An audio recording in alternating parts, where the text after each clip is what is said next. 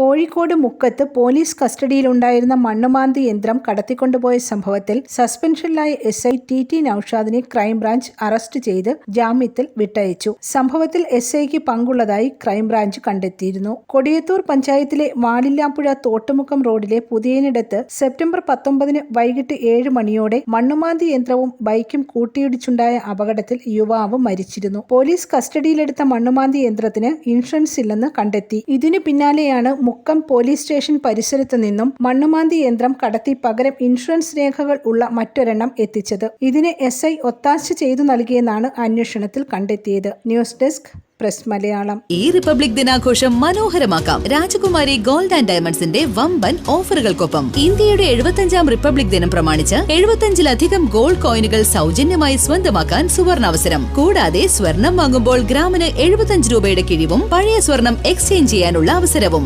രാജകുമാരിയുടെ freedom സെയിലിന്റെ ഭാഗമായുള്ള ഈ offer മാമാങ്കത്തിൽ പങ്കാളികളാവാൻ ജനുവരി 26, 27, 28 തീയതികളിൽ ഞങ്ങളുടെ ഷോറൂമുകൾ സന്ദർശിക്കൂ. ഈ റിപ്പബ്ലിക് ദിനാഘോഷം രാജകുമാരി ഗോൾഡ് ആൻഡ് ഡയമണ്ട്സിനൊപ്പം ആവട്ടെ.